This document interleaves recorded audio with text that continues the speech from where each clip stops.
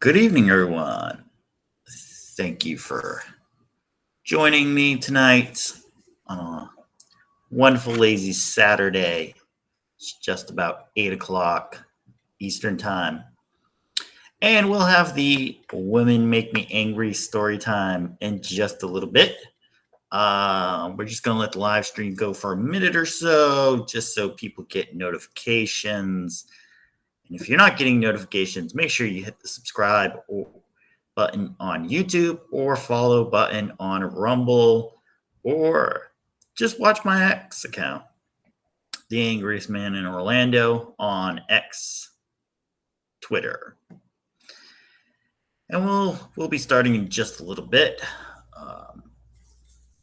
Give you a little pretense to what this is about. I was given access to a wonderful dating blog, which has very lovely stories, which teach wonderful lessons. So every Saturday night around 8 o'clock, I'll read one of those stories and we'll see what the lesson is to learn about. Some of them are fun, some of them are stupid, some of them you just don't care about, some of them are just entertaining. But we've had a pretty good audience score off of this show, so I'm keeping it going for a few more weeks. We'll either run out of stories, or if I have an event to do that night, we'll try to push it off, or I may do a pre-recorded video for it. But it'll be ending pretty soon, so if you want to see more, tune in every Tuesday as I do my own show on the Angriest Man in Orlando channel, where we just talk about stuff that we're angry about, stuff that,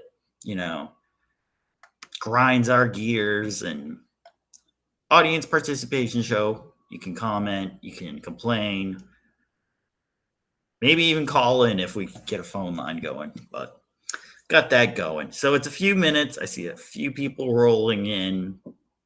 So I guess we'll get started. It's Saturday night.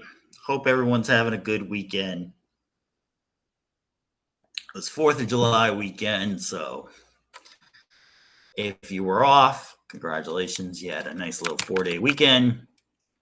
If you're going back to work or work during the weekend, wish you the best.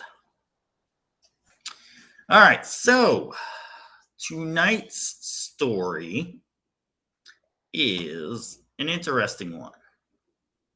Happens to take place at the Olive Garden restaurant. Not sure which one, not one specifically, and this woman we'll call Janice decided to have a date there, and we see what happens. So let's get into it and let's roll with it. Now, I am reading from her perspective. These stories are not involving me at all, so take that. But they involve specific people who are in them, and we get to see what happens. So let's roll. This is from the perspective of Janice. As I walk back to the bad dates vault to retrieve this story, I have to giggle just a little bit, because while this story doesn't have a happy ending, like the majority of my dates, as we've seen from all these readings, it has become funny to me over time. And isn't it so strange how our experiences in life can do that? They can just evolve over time from being something painful and humiliating to something that's just funny and strange. This particular date starts and ends at one of my favorite places to dine, the Olive Garden. The restaurant was very busy that night, but most restaurants are on a Saturday night. Hey! Just because I'm not at a restaurant right now doesn't mean I don't care. Remember that. I remember that they had arrived to the restaurant. He had arrived to the restaurant before me and already secured us a table. How nice. How nice, how nice, how nice. As I walked through the hordes of people in the lobby that were eagerly waiting for their table, don't you hate that? Their lobby is so small to wait in, yet they have some of the biggest wait crowds of any restaurant I've ever gone to. It's the weirdest thing. You can go in an Applebee's, there's like two people waiting. You can go to even like a higher end spot that I go to, not going to name it. And it's almost like a walk in and walk right through. Or they at least have a lounge for you to kind of hang out in. Only at the Olive Garden do they give like two seats, but we'll have families of 13 waiting. It's the damnedest thing. It's weird. Weird. Okay. Waiting. Waiting. I found Jim at a small table made just big enough for two by the window. Hey, thank you for getting us a table. It is so busy in here. I gave him a quick hug and sat down across from him. So this is Jim tonight. Jim. Okay. Yeah, I got here a little early, and they said they already had a table ready, so it worked out. As I studied his face, I was grateful to be on a date with someone who actually looked like the photos they have provided on their dating profile. No catfishing here. No catfishing. He was handsome, but as far as dating attire went, I would say he was more casual than I normally appreciate for dates. Okay, this is now twice. This is date number 2 where these guys have not been coming in dressed to impress. Now I'll give you this. I used to think Olive Garden was a very special restaurant because it was only one in like the Tri-City area I used to live in. So it used to feel really special to go to Olive Garden. You come to Orlando, and there's a freaking Olive Garden on every corner around here. It's not that special anymore. So I've seen people roll in with shorts and tank tops, and they sit down and have their meal. So it's not as special as it used to be, at least in Orlando. So if you want better restaurants, go to better restaurants. That's all I got to say. I've got a great one. Russell's, great restaurant. Great restaurant. But you better dress to impress to get in. Yeah. So she's disappointed with the way this one dressed. Let's see where we go with that. But he does actually look like the photos. Okay, so that's kind of a plus. Say he was more casual than I normally appreciate for dates. This should have been my first red flag. And don't get me wrong, we were only at the Olive Garden, not Ruth's Chris. Still, I normally dress a little nicer for a date night. Date night. And in most cases, so do the men I go out with. Well, how many men are you going out with here, sweetie?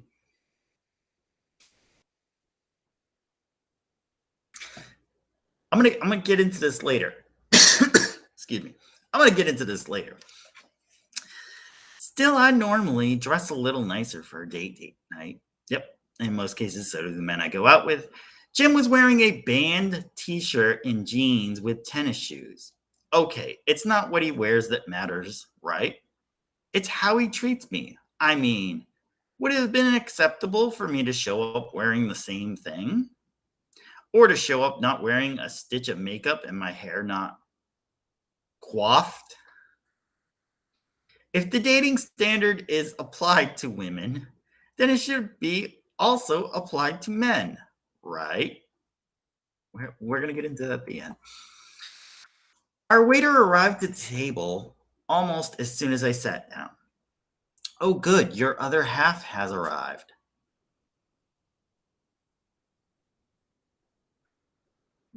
Let me say that again, because this is where it starts to get a little weird. Our waiter arrived to the table almost as soon as I sat down. Oh, good, your other half has arrived. I smiled at him. It was nice that, given how busy they were, he was still able to build some rapport with guests. Yes, I have arrived. You must be exhausted already. It's so busy in here. He admitted that his shift had just started, so he had plenty of energy at that moment. Okay, this is a weird waiter. Let me just mark this so we know where we're going. This is a weird waiter. Never had a waiter open up this much to me, but we'll go with this. We'll go with this. The waiter and I talked for a few more minutes, and then Jim and I gave him our drink orders. I always try to be kind to the people who handle my food. Fair. Not just because I don't want their saliva on my meal, but because it's the decent thing to do. Okay. My date in God, her spelling's terrible. My date interpreted my being humane towards the waiter as something more than kindness, and I was about to be in hot water for it. Let's just play out. Let's see what happens. As the waiter left our table to retrieve our drinks, my date fixed me with a glare of hatred. Well, should I just leave and let you two finish your date? I was stupefied by his accusation. What? He leaned over the table and quietly slapped me with, not literally slapped, not that kind of abuse tonight. You were totally just flirting. You were totally just flirting with our waiter, and we are on a date. How do you think that makes me feel? I knew right then and there that this was going to be the longest meal of my life. I defended myself, of course, and told him that I wasn't trying to flirt with the waiter, but if he felt that I was sorry. How was it possible that 5 minutes into this date, this guy was already trying to control me? Oh, I think so. Oh, I don't. Hold on, because this is puzzling to me. You sit there chit chatting with waiter when you were just giving him your drink orders. This is your first date. You think you'd want to be interested in getting to know your date rather than chit chatting with the waiter. But yet he's trying to control you because he blatantly said, yeah, you might have been flirting with the waiter. And she says, oh, I don't think so. If he wanted me to be mute and subservient, then that's what I was going to be. Let the passive aggressive performance begin. Oh boy. The unsuspecting waiter returned with our drinks and some breadsticks. I kept my eyes downward at the table in total silence. Would he see how he likes we we would see how he likes playing the role of controlling male on a date. The waiter recognized right away that the energy at our table had shifted since his initial visit. Miss, are you all right? I stared at the white tablecloth, silent and straight faced. I quietly whispered, yes. He accepted my answer and pressed forward with only slight awkwardness to his tone. Okay, can I start you two with some soup or salad tonight? I looked up at Jim with curious eyes. His face was contorted with confusion. Yes, I will have the pasta fagioli soup. And he looked at me and raised his eyebrows. I looked at him and shrugged my shoulders. I pinched my thumb and index finger together and zipped my mouth up and then threw away the imaginary key. I glanced at the waiter and winked. I think he probably got the message immediately. My date aggressively piped in, she'll have the same, thanks.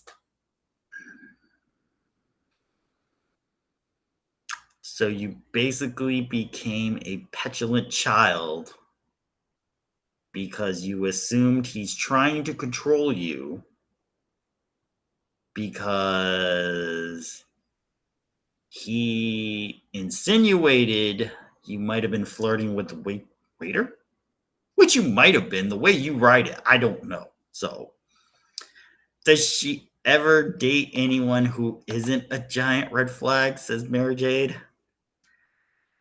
Well, she's still dating people. So, yeah, every one of them have been a giant red flag. Every one of them. Because none of them have worked out. She doesn't have any children with anyone. So, it would assume that, yes, that's where we're at. That's where we're at.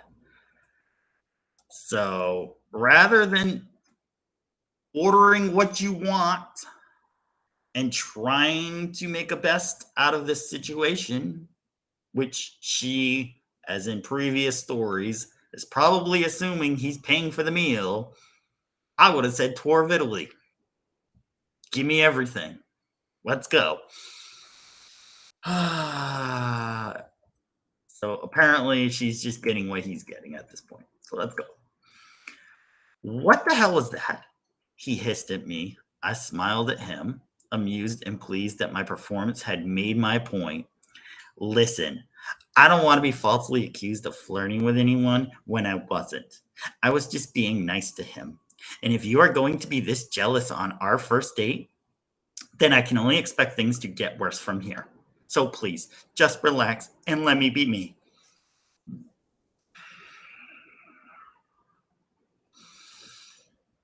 You already see the walls building right now. Do you see them building walls? They're building the walls. The Berlin Wall is coming up, kids.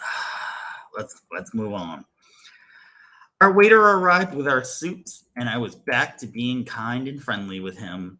How could I not be? This man carries the cheese grater. Is there anything more holy inside the walls of an Olive Garden? I think not. We all love cheese. Holy cow. Jim and I chatted while we ate our soup. Tensions were beginning to ease, and the date was smoothly passing by. But then our dinners arrived. I ordered my usual chicken parmigiana, and Jim ordered the chicken Alfredo pasta. I distinctly remembered what was ordered because I never order anything different from the Olive Garden. I just know what I like. And because I watched Jim shovel his dinner into his mouth for about 15 minutes. All right, let's keep rolling. Yep, I use the word shovel because it accurately describes what I watched him do.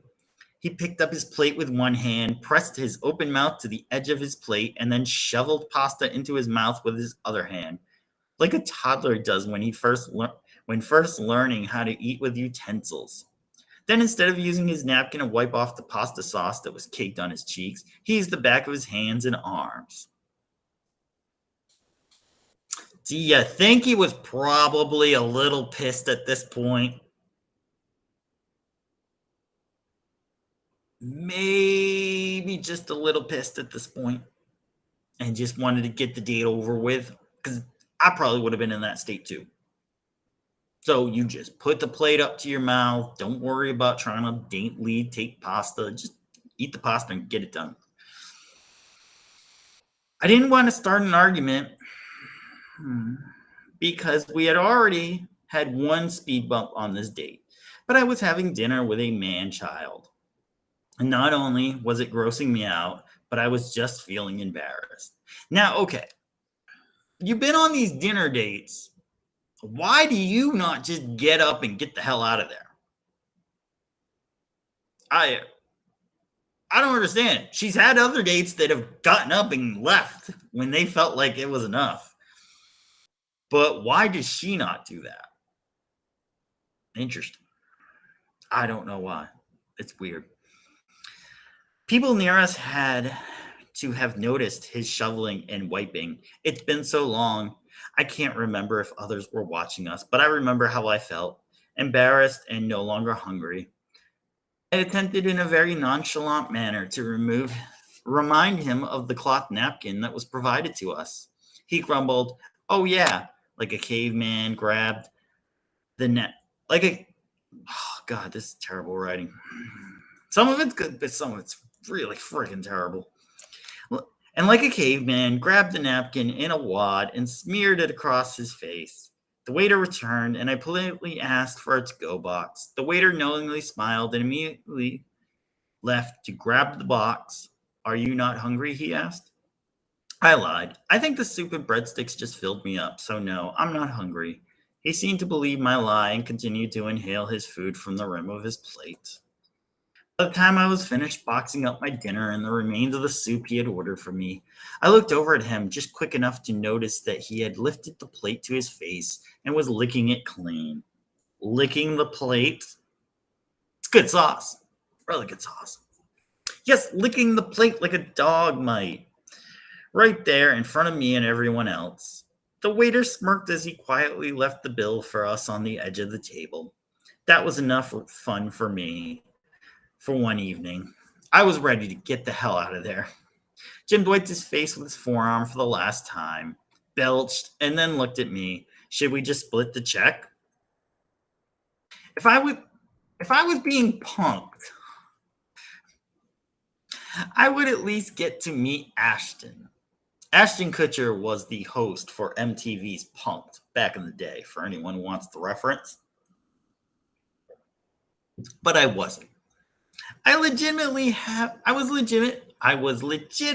having dinner with a Neanderthal, and I was ready to go. I replied, "Sure, whatever you want." We both paid our bills and left the restaurant. I had tipped the waiter extra for being such a good sport. Well, did you give him your number too? I mean, shit, why not? Sometimes I wonder if servers enjoy watching people squirm on first dates. It's got to be the highlight of their day. At least it would be for me if I was a server. I don't even think they notice that type of stuff. Like, by the time you're done with your shift, you just want to go home. You just counting your money and want to go home. Nobody cares. In hindsight, part of me wonders if he had wolfed down his food because he lied about having a job, a home, and money to buy himself food on a regular basis. He paid for his own dinner. Don't know where she's getting that from. Perhaps he was homeless or living out of his car and lied to me about everything, and that's why was dressed the way he was and why he didn't want to pay for my meal.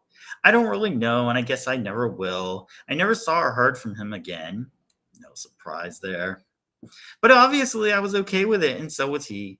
You just never know how these dates are going to turn out, but you have to keep trying because the alternative is to die alone. Wait for the AI robots. Get into that in a minute. With nobody at your side as you slip away into the dark abyss. Now that I've put some years between this date and myself, I can look back and laugh at how silly and uncomfortable it was for me. I hope that those who read this blog can do the same with their dating life. Find the humor. It's the only way we'll survive this single life. That wasn't too bad. That was a short story. Okay. Let's break this down. Let's break it down. Okay.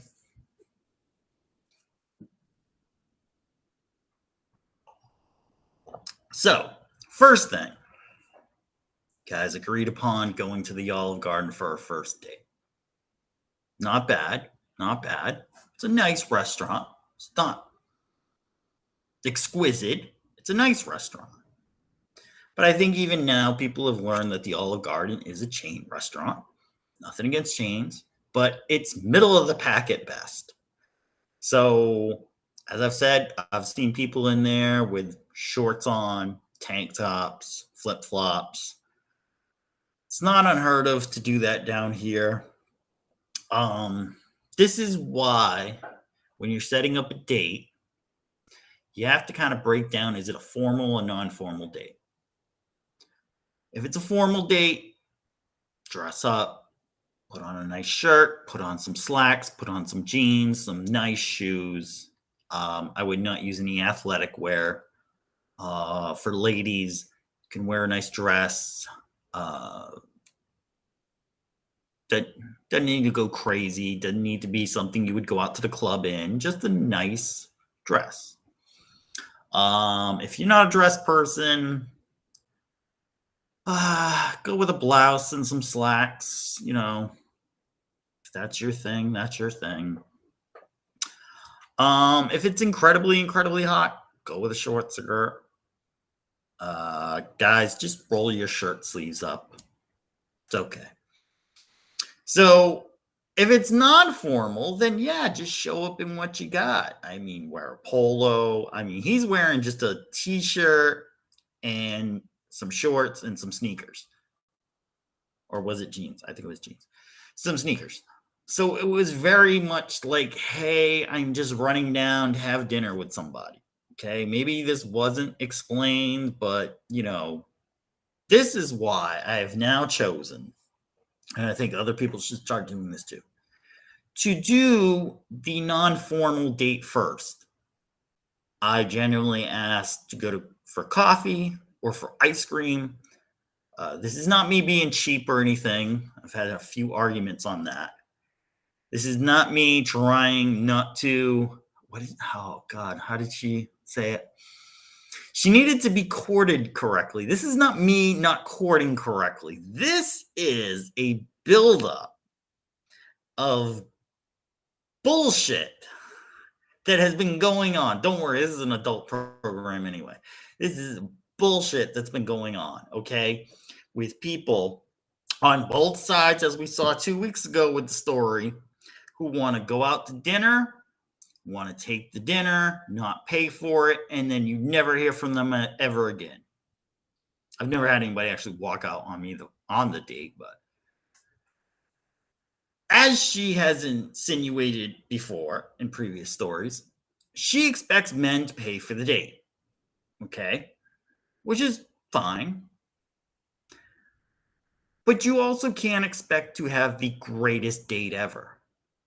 Okay? And here's why. Here's why. I'm going to break this down for everybody right now. Okay? You're the woman, you want to go out with the guy, and you want to have the greatest date ever, the best of the best on the first date. Meanwhile, he doesn't know what you're offering, if you're ever going to talk again, what's going on. Can I even trust this girl? Is she going to rob me? Is she going to stab me? Who knows? This is the same as a guy who goes out with a girl and expects on the first date for her to just lay out in bed after and give it to him raw. That's what the expectations are, okay? I want all of you, you want all of me. And since women have now decided that that is not acceptable, no. I mean, go watch videos on TikTok, Instagram, Twitter, X, as it is now. Women say, oh, no, no, no, no, no, no, no. We have to at least hold out till the third date. Oh, no, I'd hold out at least a month for him. No, no, no, no, no, no.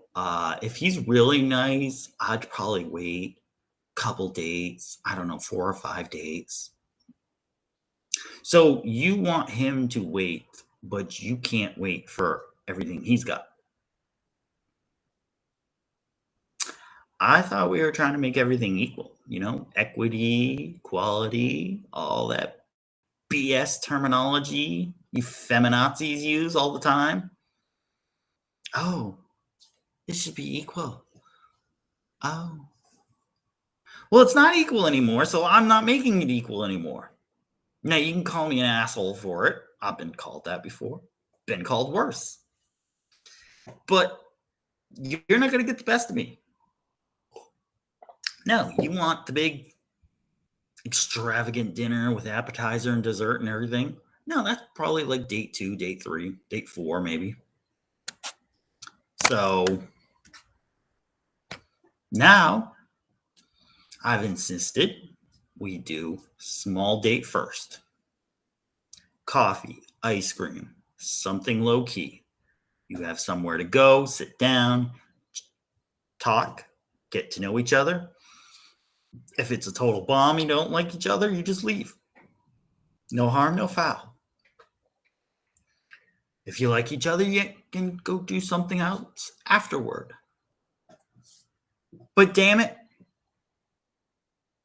how many guys go out, spend $150, $200 on a date, getting ready, getting flowers, spending gas, Restaurants are insane now.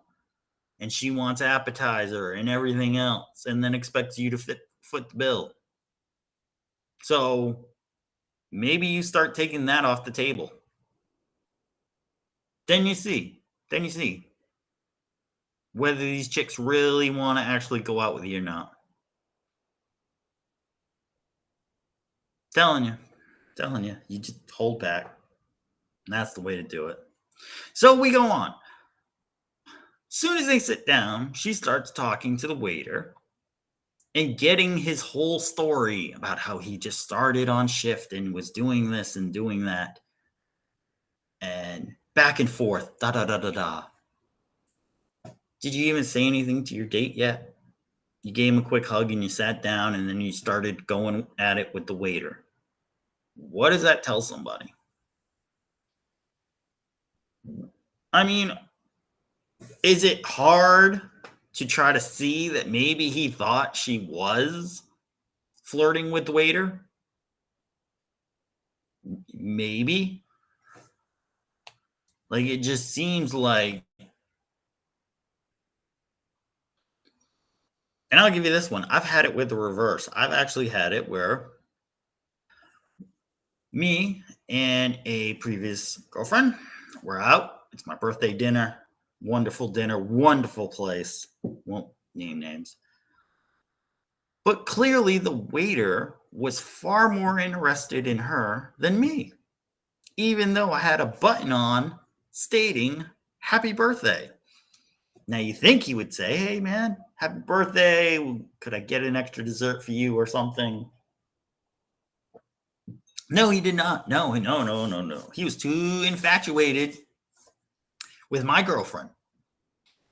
Now, as much as I wanted to, I'll say this nicely, clean his clock, I did not.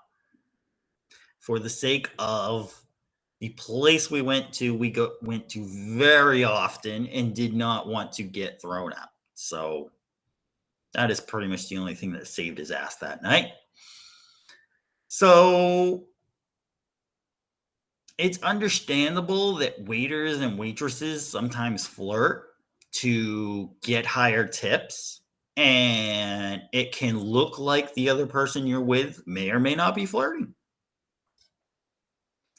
But since as soon as he kind of insinuated it, she kind of instantly turned everything off.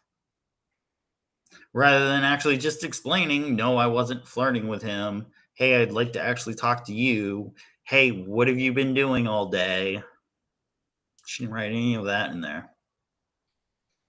So, kind of stands that, you can kind of sympathize with him a little bit on this one. Is he polished? Is he clean? Is he the greatest guy out there? Hell no. Hell no. You can see by his own actions that no, he was not. But was he kind of expecting at least a half-hearted part by her too? Yeah. I don't know what led up to this, and I don't know why, she decided to go out with him. You can kind of see from profiles, which I'm assuming she met this guy online, that at least they kind of look like a certain image. Guys who are always dressing in suits, most of their photos will be suits, maybe a couple in polos. Guys who don't normally dress in suits will have a couple photos of them in, regular t-shirts, maybe a polo, maybe a button down. And then they may throw in a photo where they're in a suit or dressed up very nicely for something so that you can kind of get the both sides, both imagery of that. And then you have guys who just, are always wearing shorts, always wearing flip-flops, got their chains on, got, wife beaters and tank tops, and every photo is that. Every photo they have their hat on backwards or something. You can kind of tell where he is if you look at all the photos and look at all the stuff. With women, it's a little easier because women always put multiple photos on their profile. If you ever go across a profile where a woman only has one photo, there's something wrong there. There's something being hidden there. But most women that I've seen have multiple photos across their profile, and you can get a taste. Does she always dress up? Does she like to dress down? Does she, like band t-shirts all the time and rocking, jean shorts all the time and never dresses up?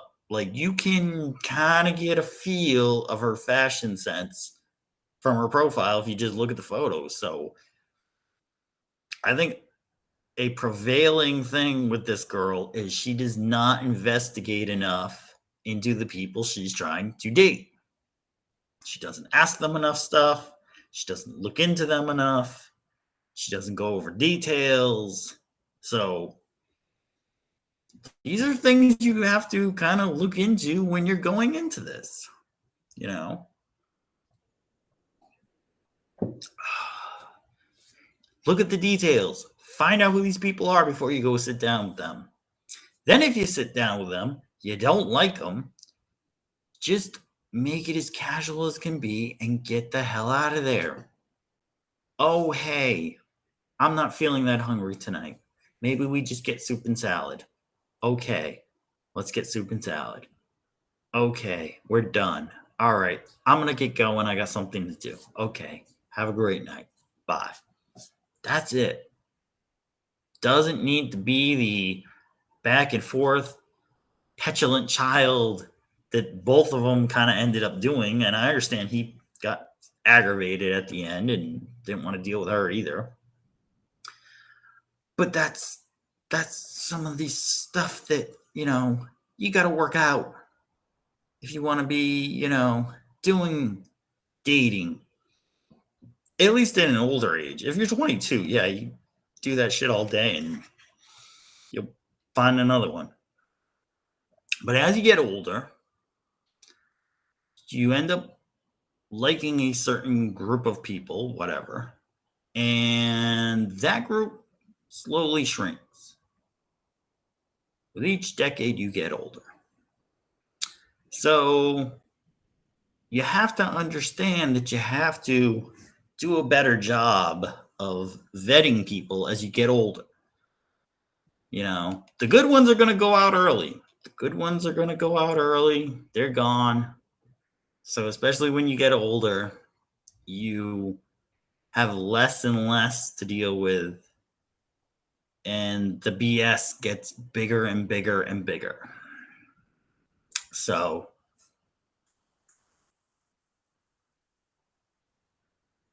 where do we go from here? Well, don't ever do your date at Olive Garden. Honestly, Olive Garden is pretty much done. That was more of a 90s, early 2000s thing.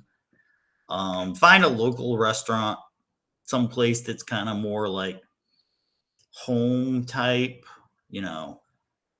local diner.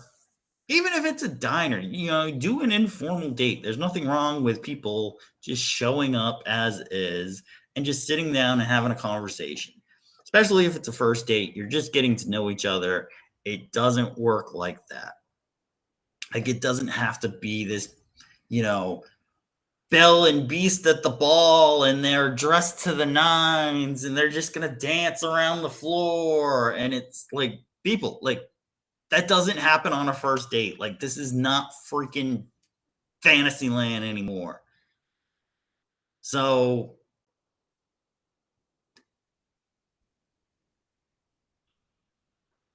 best way to wind that up was actually the way they did. They split the meal, which I would say, yeah, if the date's not going the way you want, split the meal at the end. If they're okay with it, so much better. And you walk out of there as it can be. And I love the comment from earlier. Does she ever date anyone who isn't a giant red flag? Well, as we're reading these stories, are you kind of getting the impression that she might be the red flag?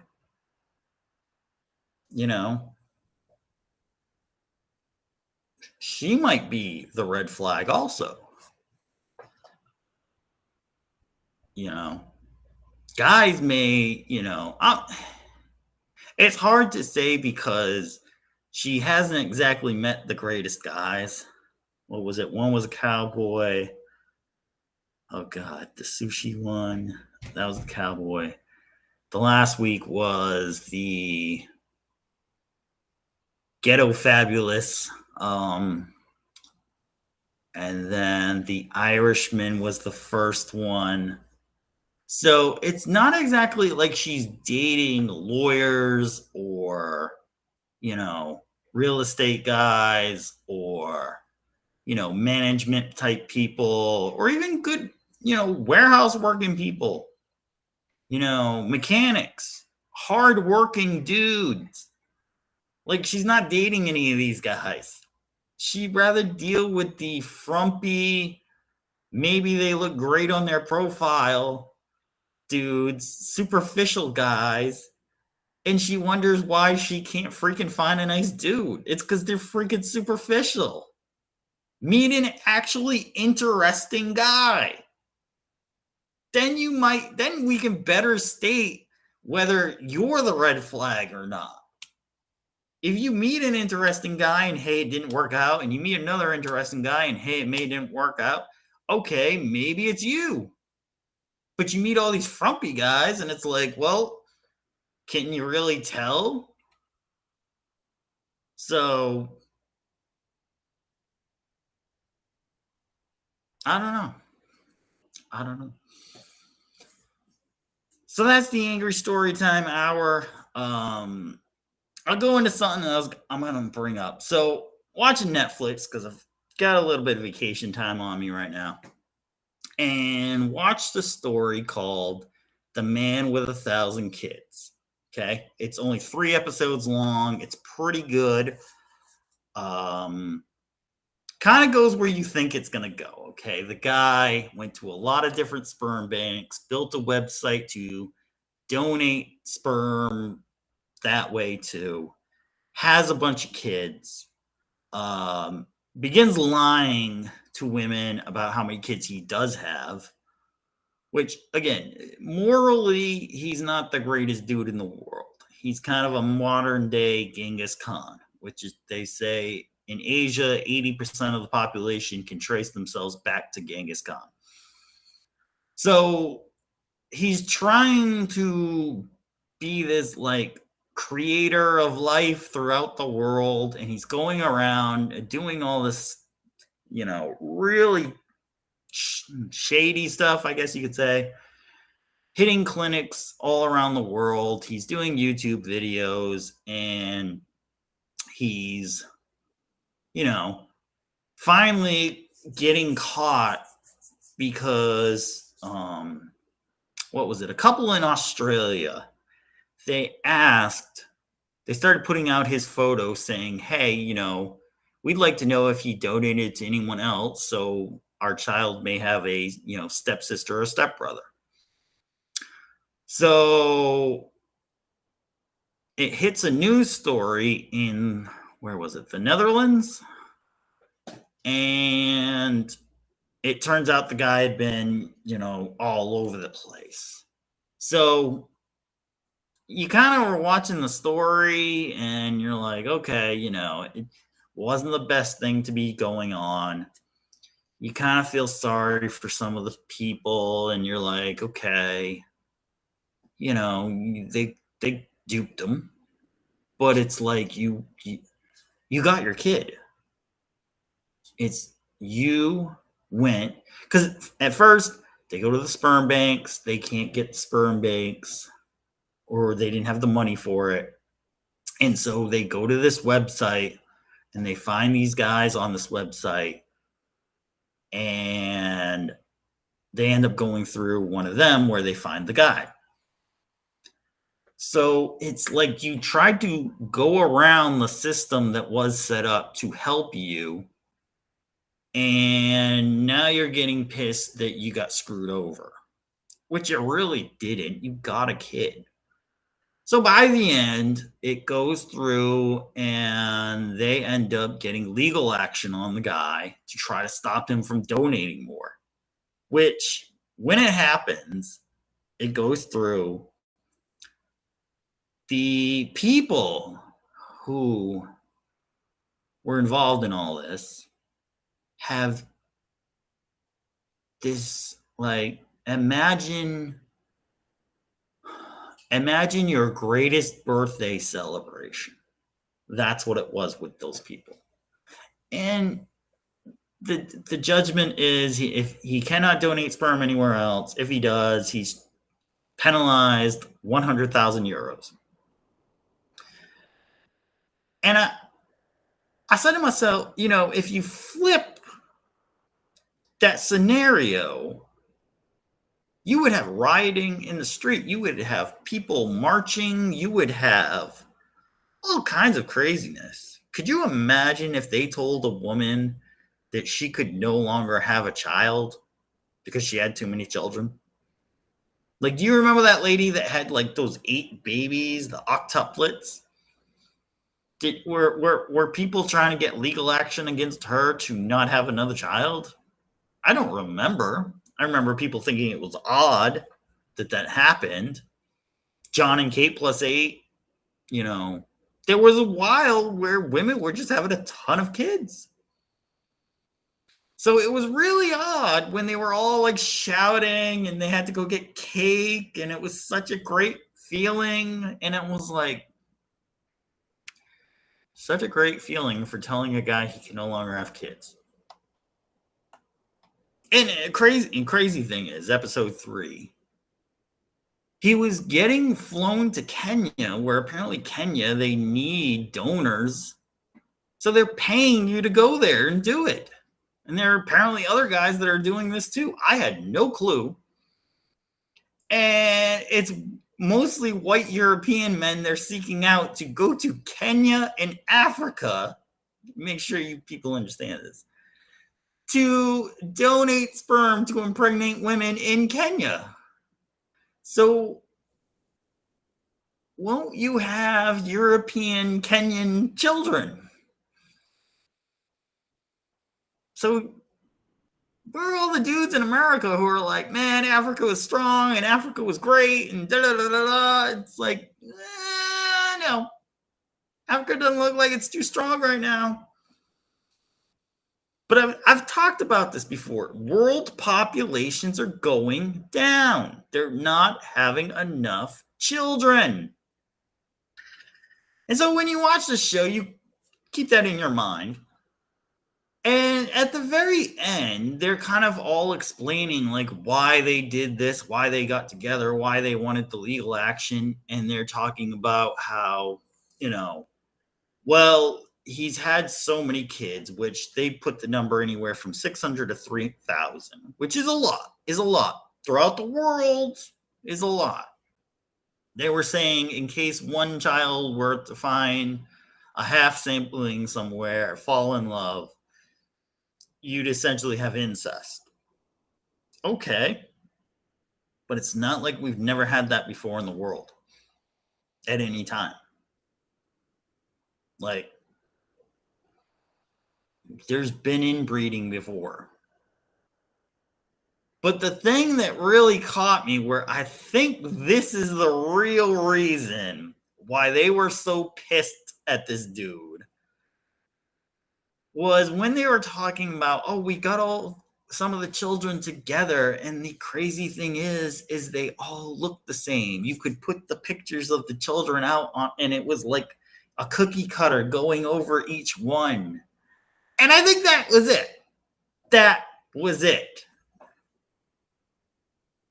That was what was the problem with this whole thing. Was you wanted a child. Some were single women, some were lesbian women, some were women who married the guy and the guy couldn't have children with them. The thing was that got them angry enough was their child wasn't unique. Their child looked very similar to all the other children that this guy had impregnated women with, donated sperm to have impregnated women with. They all kind of look very similar.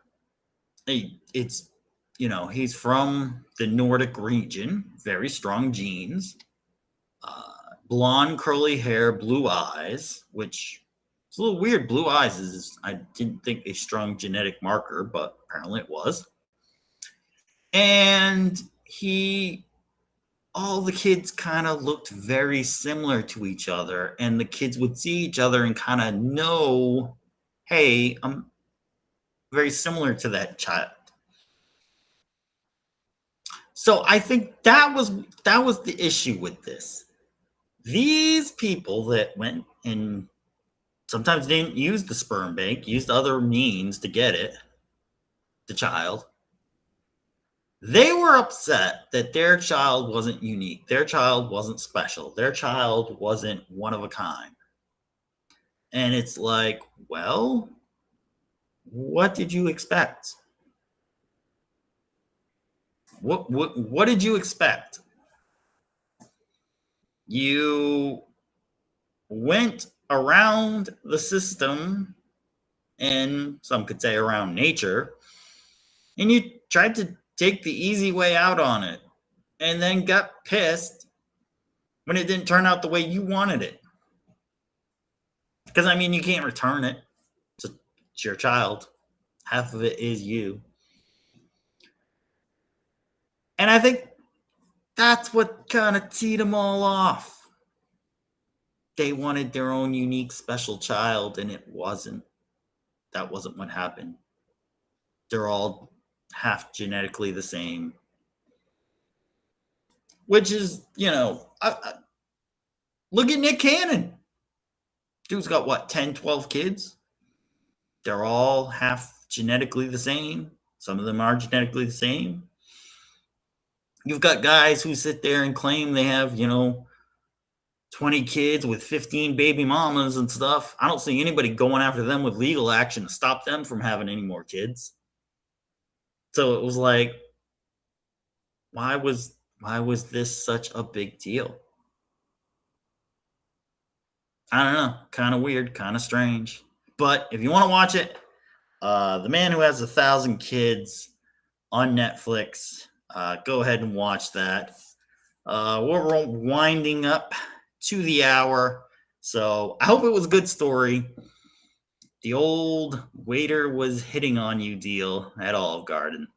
So, like I said, we'll do these a couple more Saturdays, and then we're going to wrap it up. Unless I have an event for that Saturday that I have to get to, in which case I'll try to do like a pre-recorded show. And every Tuesday, though, is the regular show. Watch us on the Angriest Man in Orlando channel. Have a lot of fun going over fun and wacky stuff for the day, news for the day, and what we're angry about. And then you can also watch Two Men in a Room on Thursdays. I co-host that show with very good co-host. Nice little debate style of interesting topics. Keep it a little more friendly on there. And that's going to be it for tonight. Hope everyone had a great Saturday, a great 4th of July weekend, if it's your weekend. And I'll see you on Tuesday. And as always, remember, friends, stay angry.